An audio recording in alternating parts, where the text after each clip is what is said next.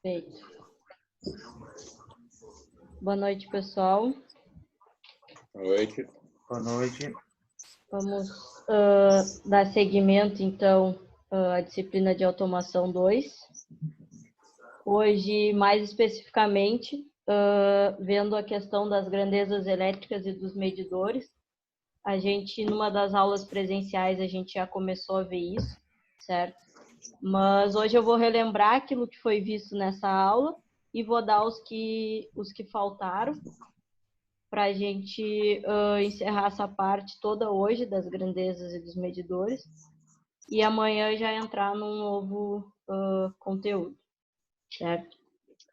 Então, quando a gente fala de grandezas elétricas, todas elas estão relacionadas ao processo de medição, tá? E o processo de medição num sistema como um todo é extremamente importante do ponto de vista de eu verificar qual é o funcionamento do meu sistema. Então, eu faço a medição dessas grandezas com esse intuito. E existem diversas grandezas num mesmo sistema. E aí aqui eu coloquei algumas que são as principais relacionadas ao que a gente vai ver hoje, tá? Então, corrente elétrica, tensão, resistência, potência, capacitância, indutância, frequência e fator de potência. Cada grandeza com as suas peculiaridades e com dispositivos e medidores que são responsáveis por fazer a medição. Uma mesma grandeza, ela consegue ser medida por diversos medidores, mas a gente sempre vai ter, como a gente falou na nossa aula presencial, nós sempre vamos ter aquele dispositivo que é mais adequado para a medição de determinada grandeza. Mesmo que eu consiga fazer a medição através de outros dispositivos, eu sempre tenho aquele que me gera um erro menor, tá? Então, um exemplo, por exemplo, um multímetro eu consigo realizar a medição de diversas grandezas, dependendo do multímetro, até de todas as que foram citadas aqui. Mas não quer dizer que ele seja o mais preciso para realizar, por exemplo, a medição de tensão. O resultado dele não é tão preciso quanto o do voltímetro, por exemplo, que seria um dispositivo específico para isso. Tá? Então, dependendo da situação e do quão precisa a nossa medição ela necessita ser, a gente vai adotar um medidor diferente. O capacímetro ele é bem mais preciso que o módulo ali do multímetro ali. Isso. Sim, porque quando a gente faz um dispositivo tipo um multímetro, onde a gente tem a capacidade de medir diversas grandezas, a gente perde um pouco no quesito precisão, porque aí eu tenho que adaptar ele para fazer várias medições, e aí com isso eu acabo perdendo alguma informação, né? Então, quando a gente usa um específico, a gente vai estar garantindo, não 100%, porque até esses dispositivos eles têm um erro, né? Aliado a eles. Vai ser bem mais preciso. Mas vai ser bem mais preciso. É que dependendo do trabalho, tu consegue, não precisa ser algo tão preciso, né? Depende da área que tu vai atuar, né? Sim, às vezes tu só quer verificar se está passando corrente ou não, por exemplo. Nem está te importando com o valor. Ou medir um capacitor, algo do tipo, que são diferenças muito grotescas, né? Uhum. Isso varia da aplicabilidade, na verdade, né? Mas se eu estou considerando um sistema onde aquela variação, mesmo que mínima, vai influenciar no todo, o mais adequado seria eu usar um dispositivo para aquele fim, né? Assim como a gente falou na aula de ontem em relação aos instrumentos, né, analógicos e os digitais, que dependendo da aplicação, vale muito mais eu utilizar um analógico do que um digital, porque ele vai me dar uma variação bem mais precisa, porque eu não conto com as casas decimais, né?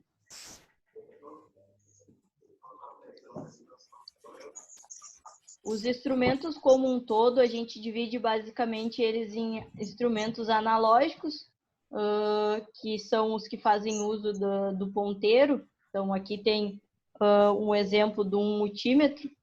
Não vou fazer referência ao antigaço, né, porque ontem já me criticaram, mas um dispositivo que tem um tempo maior desde sua fabricação, que é um dispositivo que é capaz de realizar várias medidas de grandezas diferentes, tá? E que apresenta, no caso, uma precisão maior, dependendo da aplicação que eu vou considerar, do que os instrumentos chamados de instrumentos digitais, tá? Porque a gente vê ali, a gente tem um limite de dígitos que a gente pode mostrar no visor. E é isso, muitas vezes, que faz com que esses dispositivos não sejam tão precisos. Na verdade, às vezes não é que eles não sejam precisos, mas é que eles não são capazes de mostrar a pequena variação que o nosso sistema teve, porque ele tem um limite de casas decimais. E aí a gente acaba optando, dependendo da aplicação, pela utilização dos analógicos.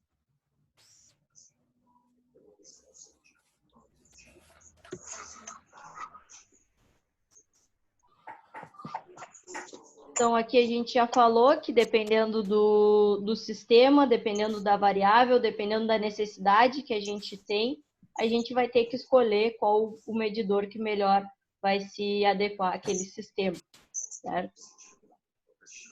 E aí aqui eu cito uma série de instrumentos responsáveis por fazer a medição dessas grandezas elétricas, principalmente associados às grandezas que eu citei lá no início da aula.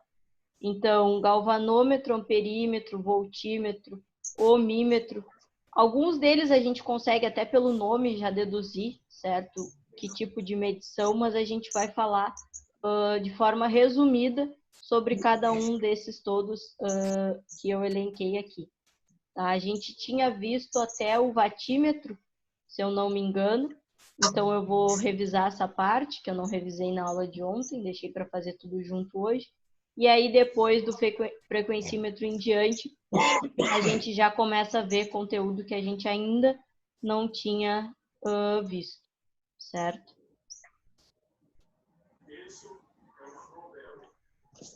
Então, a gente começa com o galvanômetro, que é o instrumento base para alguns outros que a gente vai ver. Então, o galvanômetro serve como base, além dos amperímetros, voltímetros e dos ohmímetros, tá? Ele é analógico, tá? Em sua grande parte, tá? E a gente mede com ele informações baixas, tipo correntes baixas, tensões baixas, resistências baixas, para que a gente consiga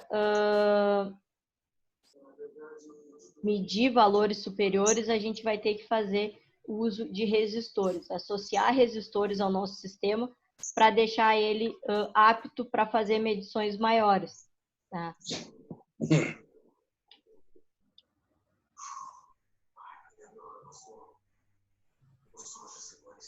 Então, para a gente fazer com que ele funcione, o funcionamento básico dele, geral, ele vai ter uma bobina que quando passar a corrente, ele vai realizar a movimentação na parte móvel. Tá? Mas para que a gente faça ele funcionar como voltímetro, então para fazer a medição de tensão, a gente precisa acrescentar resistores em série ao nosso sistema e aí colocar o galvanômetro em série para fazer essa medição. Já o amperímetro, para ele funcionar como se fosse um amperímetro, a gente relaciona os resistores em paralelo, que aí a gente vai conseguir fazer a medição da corrente. Já em relação ao ohmímetro, a resistência que a gente insere não é só um resistor, que nem é do outro, de repente de 10K, 100K, depende do que a gente quer medir, o quanto a gente precisa medir. A gente vai acrescentar uma pilha, que aí com o acréscimo dessa pilha a gente vai ser capaz de fazer a medição como se fosse um ohmímetro, tá? E aí a gente consegue fazer a alteração, então, do que eu vou medir através de uma chave, e aí eu consigo, eu quero medir voltímetro, eu mudo a chave para a parte do voltímetro e ali eu vou ter ser capaz de fazer essa medição. Mas não são dispositivos muito utilizados, tá? Eu começo falando deles porque eles são a base de funcionamento de outros dispositivos mais utilizados, tá? Essa parte de, pode ser de bobina móvel, de ferro móvel, eu vou pular porque não é o foco agora daqui dessa parte de revisão e nem vai ser em relação à lista de exercício, certo? Já o amperímetro, só um pouquinho, vamos ver o que o Fabiano colocou. No caso do ohmímetro, temos as variações para medir submúltiplos de resistência e múltiplos de resistência, megaômetro. Nisso, no caso da parte do ohmímetro, tu tá falando do galvanômetro ou, Fabiano, do ohmímetro específico?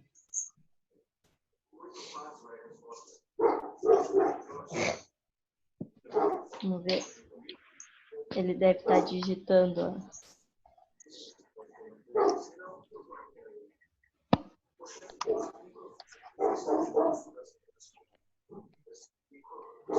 Do ohmímetro.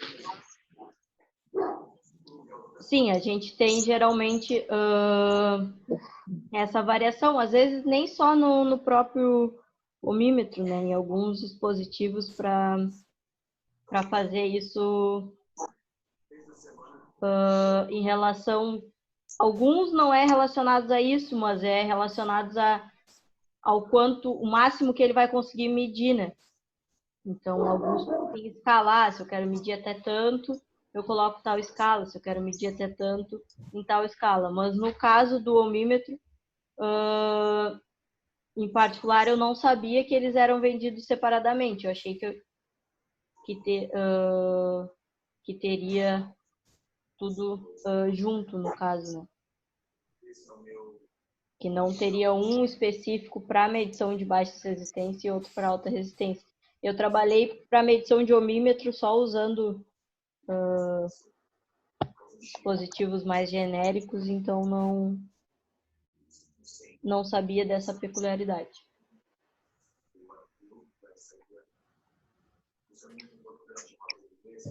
Em relação aos amperímetros, então, geralmente eles fazem uso então do galvanômetro. O galvanômetro serve como sensor, tá? E aí a gente tem a questão deles como que eu vou inserir o meu amperímetro no meu sistema para realizar a medição. Isso é questão não digo de prova, mas é uma questão que vocês devem levar, e eu falei isso durante a aula presencial, porque os amperímetros eles têm que ser associados de uma certa maneira e os voltímetros de outra. Isso geralmente tem confusão, tá? Por que tem confusão? Porque quando eu estou falando do amperímetro, para fazer essa medição, tá? Eu associo um resistor em paralelo ao meu sistema. Isso quando eu estou falando de valores mais elevados, né, de corrente. E aí, geralmente, a pessoa associa, se eu tenho que colocar um resistor em paralelo ao meu sistema para fazer a medição da corrente em valores mais elevados, eu tenho que inserir o meu amperímetro também em paralelo. Mas, na verdade, não é isso. Quando a gente faz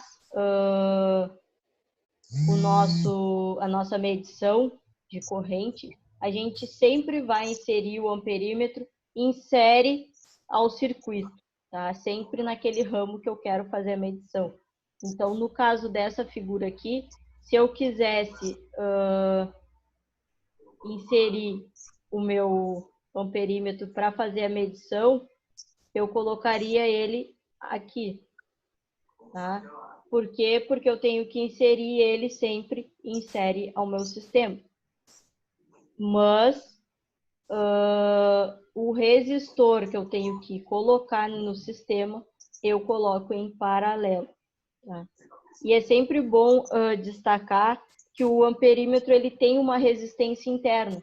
Tá? Então, se essa resistência interna ela for elevada, ela vai influenciar no valor da tua resistência do sistema. Então, a gente precisa levar isso em consideração se por um acaso a resistência for interna. Ah, mas como que eu sei qual é o valor da resistência interna? Isso é uma informação que vem no manual do instrumento, e geralmente vem até na própria caixinha do instrumento. Tá? E aí, se eu verificar que é uma resistência elevada, eu vou ter que considerar isso na hora da minha medição.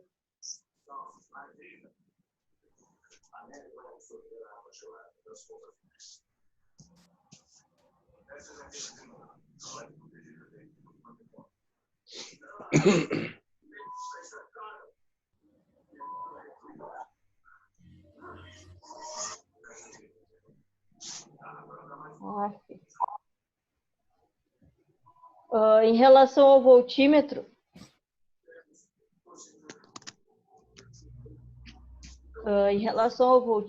então, a ideia é realizar a medição de tensão. O funcionamento dele é similar ao funcionamento do amperímetro, utilizando como base o galvanômetro. A diferença deles é a grandeza que eles vão medir e a maneira como a gente vai inserir esses instrumentos no sistema.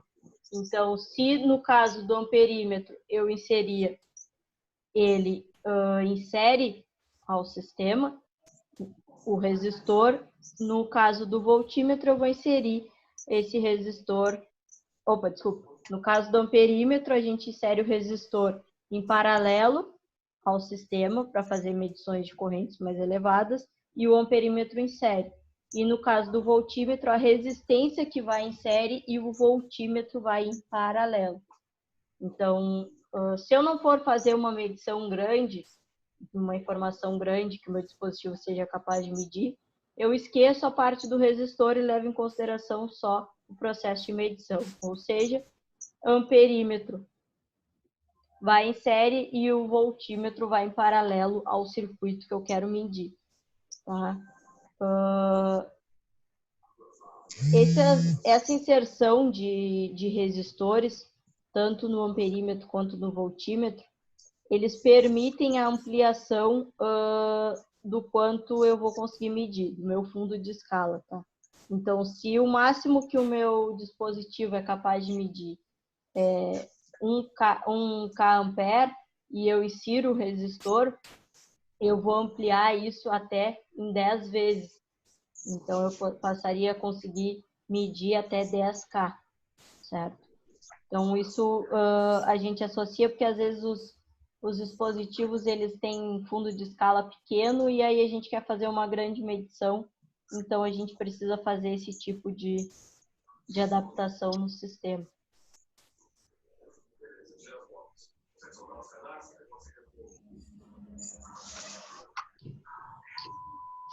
Em relação ao ohmímetro, então, quando a gente quer fazer a medição de resistência elétrica, também segue a ideia do galvanômetro, certo?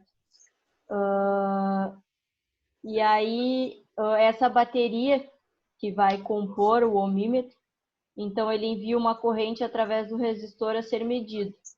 Tá? E aí, a gente consegue fazer a medição da resistência associando a primeira lei de Ohm, que no caso a resistência seria igual à tensão sobre a corrente. Então é assim que a gente consegue medir a nossa resistência. Não é que a gente meça a resistência de forma direta, a gente sempre vai relacionar duas outras variáveis para obter o valor da corrente e da resistência. Então, a gente vai descobrir o valor da tensão, vai ter o valor da corrente que está circulando e assim a gente obtém o valor da resistência. Claro que isso acontece tudo no dispositivo, a gente só recebe a informação do quanto de resistência está passando por ele.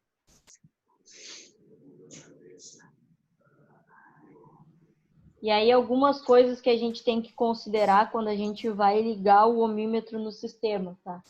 A gente não liga o ohmímetro no circuito energizado, tá? Nem conectado a outros elementos.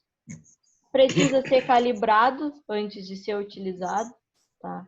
E checar o zero com as ponteiras em um curto-circuito. Então, a gente conecta as duas ponteiras, uma na outra, e verifica se está dando a informação de zero na resistência, para a gente saber se o nosso dispositivo vai nos prover uma informação coerente ou não. Porque se eu curto-circuitar e aí eu tiver, de repente,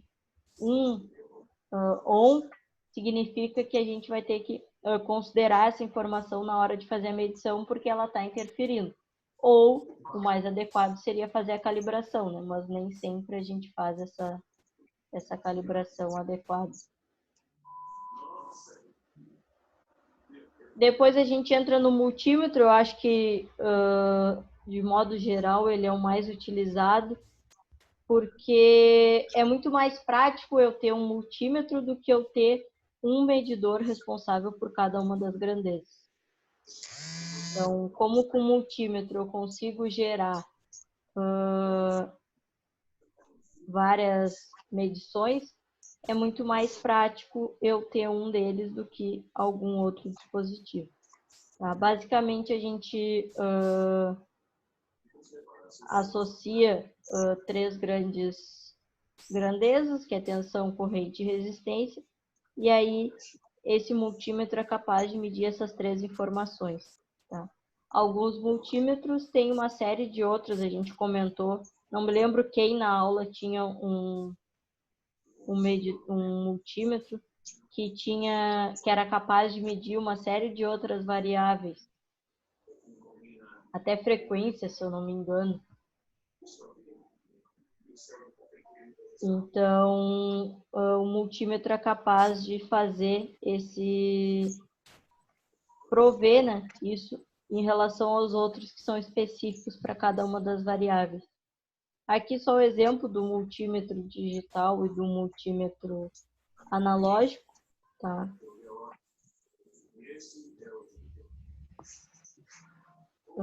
Depois a gente viu a questão dos watímetros, que é basicamente para medição de potência, e ele nada mais é do que a combinação de um voltímetro e do amperímetro, porque através da multiplicação dessas duas variáveis, no caso tensão e corrente, eu consigo obter a potência. Então, eles associaram o mecanismo desses dois instrumentos capazes de medir essas variáveis e obtiveram o watímetro. Tá? Então, aqui a gente tem basicamente o sistema. A gente mede o valor da corrente, mede o valor da tensão e, a partir disso, entrega para o consumidor o valor da potência. Então, o que a gente vê é basicamente qual a potência daquilo que a gente quer medir. Mas, por trás disso, a gente está medindo corrente e tensão. Como na maioria dos casos, são as variáveis que comandam esse tipo de processo. E essa primeira parte foi o que a gente já tinha visto, tá? A gente já tinha tido uma aula sobre isso. Eu cortei algumas coisas só para a gente focar mais especificamente no que pode ser cobrado. E aí, a partir disso, a gente entra na parte que a gente ainda não tinha visto, que são outros instrumentos responsáveis por fazer medição de algumas grandezas. O primeiro deles é o frequencímetro, tá? Então, como o próprio nome já diz, a ideia é fazer a medição da frequência, tá? Então, ou gerada por um oscilador ou de uma linha condutora. Ele não tem em modelo analógico, tá? O frequencímetro só é encontrado em formato digital, mas alguns modelos de multímetro têm esse frequencímetro incorporado, tá? Mas na maioria dos casos a gente faz uso de um frequencímetro mesmo para fazer a medição. o próximo, eu não sei se todo mundo já trabalhou com um desses ou já viu. Eu particularmente não trabalhei, a gente nunca usou um cosfímetro, tá? Que é o nome dado para o instrumento responsável por fazer a medição do fator de potência. Uhum. Mas é um instrumento importante no sentido de nos fornecer qual é o valor do fator de potência daquele sistema. Tá? Até porque quando a gente está com valores de fator de potência abaixo do que seria o ideal, a gente vai gerar correntes maiores. Tá? Então, a ideia, como a gente já falou em algumas aulas, principalmente da disciplina de CEP, é que a gente sempre esteja com o fator de potência o mais próximo do ideal, né, possível, para que a gente consiga ter a potência adequada para o nosso sistema, a corrente circulando de forma adequada. Então, esse processo de correção de fator de potência é muito importante. E para eu saber qual é o fator de potência que está no sistema, eu preciso fazer a medição. E é aí que entra o cosfímetro. Tá? Aí aqui só relembrando que o fator de potência está associado basicamente a 3 potências: a ativa, que é medida em watts, a aparente, que é medida em VA, e a potência reativa, que é VAR. Tá? Então, a associação dessas 3 potências, que eu acredito que vocês já tenham visto, é que permitem fazer a correção do fator de potência. Caso não tenham visto, eu trouxe aqui o triângulo famoso desse tipo de questão. Então, a gente tem sempre a potência real nessa parte de baixo, a potência aparente aqui, e o que a gente faz é corrigir esse valor reativo, no caso. Então, a gente altera essa potência reativa aqui, ou para mais ou para menos, depende da necessidade, e, consequentemente, a gente altera a potência aparente do nosso sistema, certo? Com base no que a gente está medindo realmente de potência.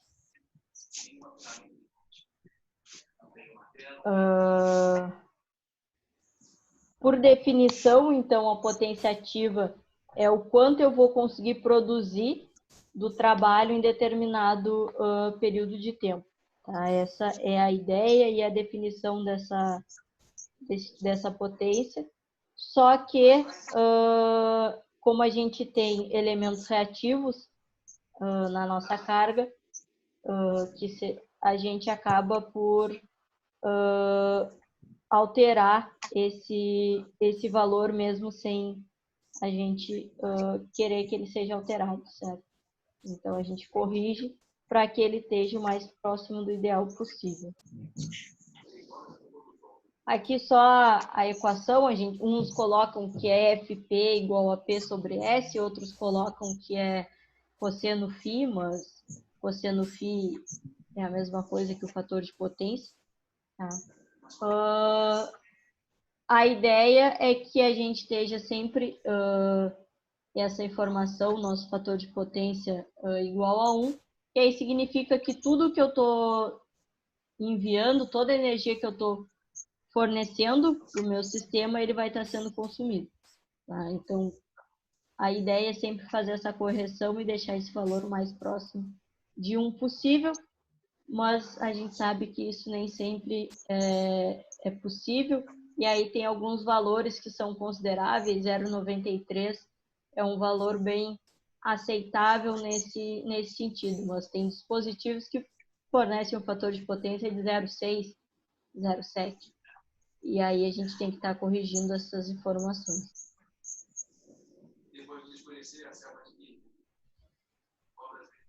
Então, como eu disse, é uma grandeza extremamente importante, principalmente no âmbito industrial, tá? No âmbito residencial, não, mas quando a gente fala... Tanto que as concessionárias, elas geram multas para quem está com fator de potência fora daquela margem. Então, por ser uma variável importante, seria importante que tivesse um medidor próprio para fazer essa medição, que é o caso do cosfímetro. Então, ele, por trás desse dispositivo, ele vai obter qual é a defasagem existente entre a tensão e a corrente daquele sistema e aí nos informa qual é o valor do fator de potência.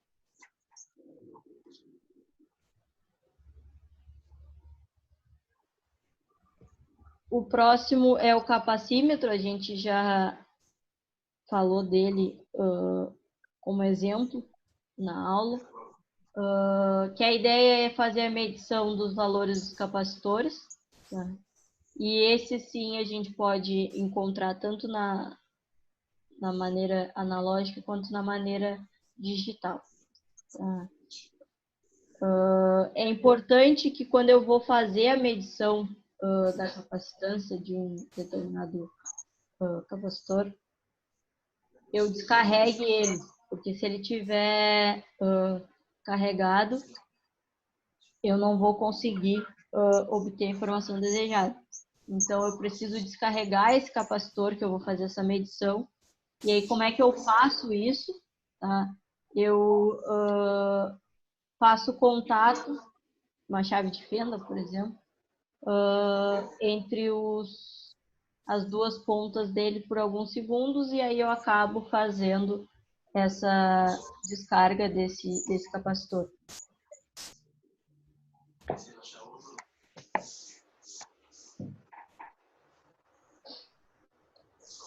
E a gente tem uma série de capacitores diferentes, né? Não sei se vocês chegaram a ver isso em eletrônica. A gente tem diversos tipos de capacitores e aí, às vezes, isso influi também na nossa medição. Não sei se vocês chegaram a entrar nesse mérito de capacitor eletrolítico, esse tipo de coisa, não sei se vocês viram.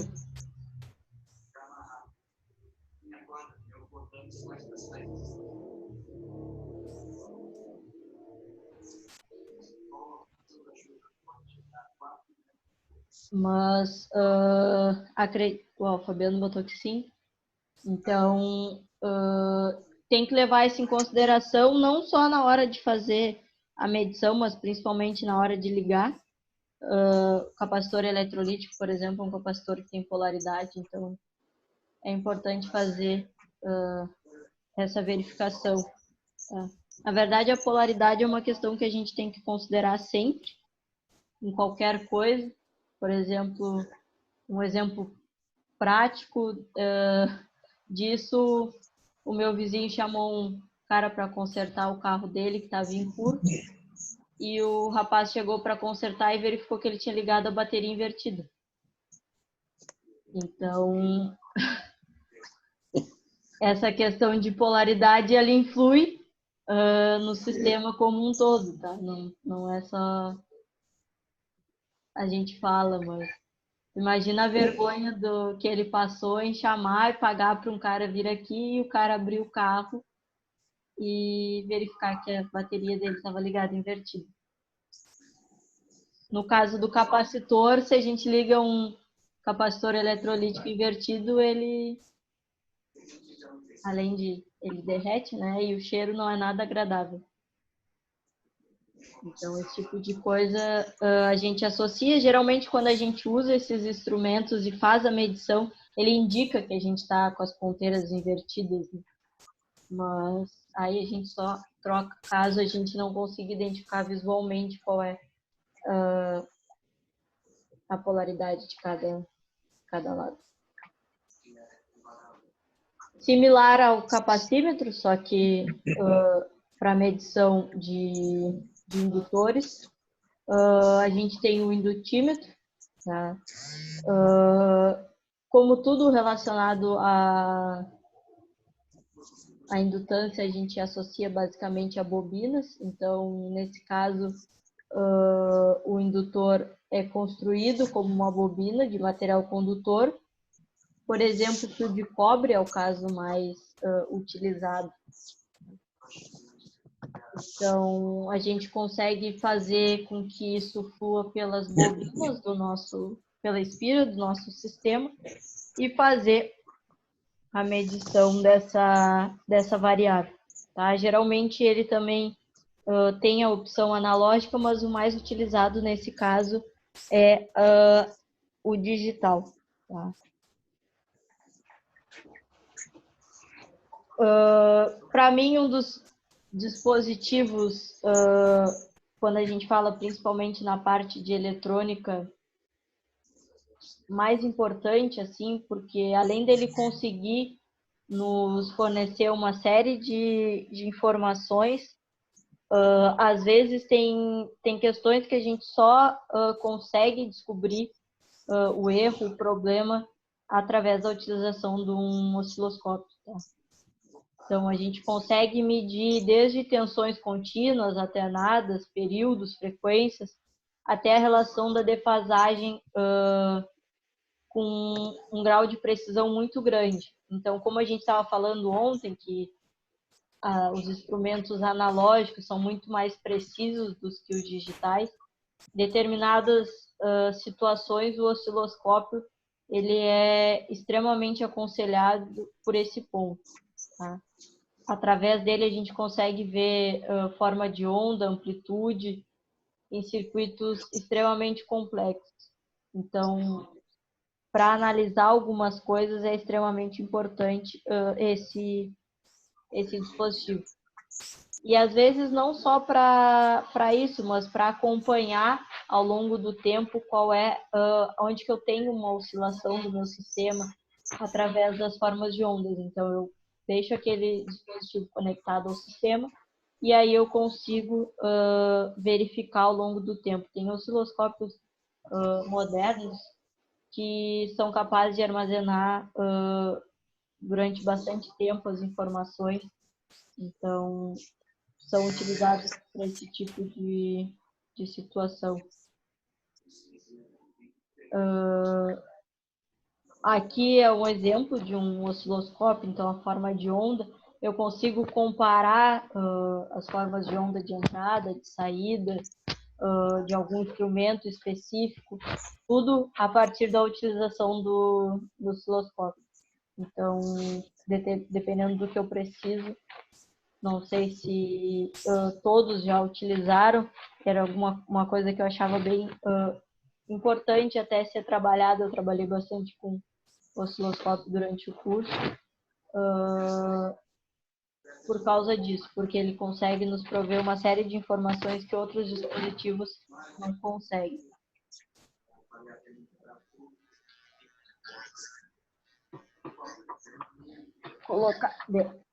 Só colocando o notebook para carregar, senão não dá certo. Pô, sou ratão, achei que era o meu. Hã? Sou ratão, achei que era o meu, apareceu. Apareceu na tela aqui. Ah, sim, porque apareceu o aviso Claro, na tela ali. Já acharam que era o seu. achei que era o meu. Quem tá com o celular, que eu acho que não deve Não ter viu? pensado. Pô, até olhei correndo para ver se estava. O próximo, então, são os medidores digitais, tá? Que basicamente fazem utilização dos conversores tanto para analógico digital quanto conversor de modo geral. Então, a ideia qual é desses dispositivos, tá? Eles vão pegar um nível analógico de tensão e aí vão associar um código digital de comprimento fixo, tratam essa informação e aí apresentam essa informação para quem está utilizando, no caso. Geralmente, a gente utiliza esse tipo de instrumento quando a gente quer, por exemplo, uma tensão que eu tenha que medir ela de forma analógica, mas eu quero obter a resposta dela de forma digital. Então, eu coloco esse tipo de instrumento para fazer essa conversão dessa variável analógica para essa variável digital. Tá? Isso geralmente é associado a questões de microprocessadores, tá? Que trabalham mais com questões de variáveis digitais, tá? Não utilizado muito em meios industriais, até porque em meios industriais, dependendo, a gente não faz tanto uso de variáveis digitais quando a gente faz na parte de eletrônica ou de microprocessadores de modo geral.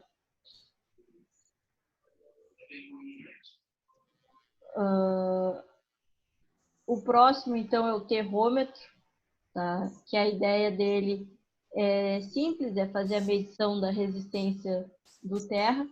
Então, não é um instrumento comum de se ver ou de se ter num laboratório, mas para empresas e para o meio industrial, ele é importante para fazer a medição dessas variáveis. Então, quando a gente faz o aterramento, a gente tem 3 funções principais, que é fazer a proteção do equipamento, né? Então, proteger o usuário em relação ao equipamento contra descargas elétricas. Então, a gente propicia, né, um caminho alternativo para essa descarga para que ela não danifique o nosso equipamento. A segunda finalidade é descarregar cargas estáticas acumuladas nas carcaças dos equipamentos para a terra e facilitar o funcionamento dos dispositivos de proteção através da corrente desviada para a terra. A finalidade, então, daquela terceira ponteirinha que vem nos novos dispositivos não é ser arrancada, como a maioria das pessoas fazem, porque as tomadas antigas não tinham 3 pinos, né? Aí as pessoas pegam e arrancam o pino do meio para poder utilizar. Se foi estudado e se verificou a importância disso, então não é aconselhado esse tipo de coisa. É claro de que nada adianta se eu não tiver toda a parte de terra instalada no meu sistema, né? Mas, de qualquer forma, é uma coisa que, com o passar dos anos, eu acho que vai ser mais usual. Porque não vai uma pessoa que construiu sua casa há muito tempo atrás fazer a troca do seu sistema só por causa do terra. Isso é muito difícil. Mas as novas instalações já estão sendo feitas com essa fiação.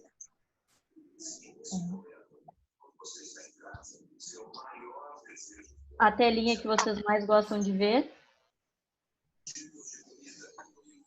O Igor até riu agora. Que é quase pegando sono já. Hã? Tá quase pegando sono já. Ah, sim. Eu falando aqui, eu só fico com a garganta seca. Já tomei meio litro d'água. Então, qual é a ideia do que foi apresentado e de que forma eu vou cobrar esse tipo de coisa? Tá? O funcionamento exato de cada um eu não vou cobrar, mas saber que tipo de instrumento é mais aconselhado para medir tal variável, isso eu vou cobrar. A única coisa mais específica é a relação do amperímetro e do voltímetro, como que eu tenho que inserir eles no sistema, porque isso realmente é importante. Tem muita gente que erra isso. Às vezes vocês acham que não, mas tem muita gente que erra isso. Que não sabe, que não tem noção. Eu só vou medir e vai lá com as ponteiras e acha que colocar de qualquer forma vai ter a informação desejada, mas não é assim que funciona. Então, basicamente é isso. Vocês vão ter que saber os instrumentos e relacionar eles com o tipo de variável que ele vai estar medindo. Alguma pergunta?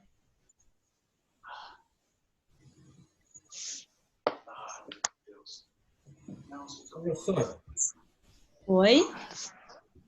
eu queria te perguntar o seguinte, ó. Vamos supor, ó, em algumas instalações até 10 milímetros a terra tem que seguir com a mesma seção transversal da fase do neutro, das fases do neutro, certo? Até o que? Não entendi o início. até 10 milímetros tem que seguir com a mesma seção transversal. Terra, vamos supor, se tem um circuito com cabo 2,5, terra 2,5. Cabo Sim. 6, terra 6. Mas depois, no caso, nas grandes seções, como 30 e poucos milímetros, o terra pode ser reduzido, né? Como é que é feito o cálculo para saber qual é a seção mínima do terra? Na verdade, a norma estabelece um valor mínimo que o terra tem que ser considerado. Geralmente, está associado a gente associa, né? Usa a mesma seção dos condutores, tá? Mas quando a gente fala de condutores muito com seção muito elevada, aí tem algumas questões na própria norma que estabelece qual seção usar nesses casos. Não tem, tipo, até tem cálculos a serem feitos, mas geralmente isso está associado à seção do fase e do neutro. Né? Porque o princípio se dá, na realidade, porque o terra tem que oferecer uma resistência mais próxima de zero. Daí tu botando, vamos supor, um cabo 10 e um terra 6, o cabo, em relação com os outros cabos, ele vai estar oferecendo uma resistência de acordo com a corrente que vai ter ali, no caso, né? Sim. Seria esse princípio. Não, a ideia é essa. Geralmente, na norma, a gente tem algumas informações pré-estabelecidas em relação a que tipo de cabo usar. Tá? Mas tem sistemas que é uma escolha mais pessoal do que propriamente da norma, né? Porque não tem como uma norma abranger todas as opções. Mas... Instalações novas que foram construídas há pouco, se vê muito o pessoal, tipo, vir com as fases 10 milímetros terra 6, entendeu? Um Direto. pouco menor do que... Isso aí, se eu não me engano, eu não me lembro se alguém não chegou a fazer o dimensionamento no projeto do Terra, Fabiano. Eu não me lembro se ele chegou a fazer. Fez. Hã? Ele fez. Eu acho que sim, né? Uhum. Mas eu não me lembro quais os valores que deu dele. Provavelmente deve ter dado similar ao neutro e fase, porque a gente estava falando de sistemas... Uma parte de um sistema só, né? Tendo baixa corrente. Mas, geralmente a gente usa o valor ou igual às seções de fase e neutro ou um pouco inferior. Justamente por causa disso, mas até 16 o cabo deve ser igual ao do fase neutro. Isso é na própria norma que diz. E aí depois, mas tem uma tabela, não tem? Eu não lembro se é na norma que tem a tabela ou se foi em algum estudo que eu vi, mas se eu não me engano, na norma tem uma tabela que associa as seções. Se tais seções eu adoto tal cabo, se é outros valores eu adoto tal seção, mas eu sei que até 16 a gente utiliza para isso. Depois disso, se eu não me engano, tem uma tabela. Sim, perfeito então, professor. Muito obrigado pela informação. Ele colocou na NBR 5410. Uhum. Aí tem isso, mas a norma tem bem explicado em relação a isso. Eu posso até te passar essa parte, não lembro se tu tem essa norma, te passar isso para te estar utilizando. Sim, tá bom então. Muito obrigado. De nada. Mais alguma coisa, pessoal?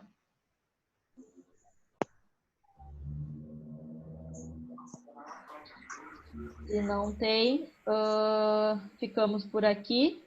E aí amanhã a gente continua. Amanhã, se eu não me engano, a gente vai ver metrologia, certo?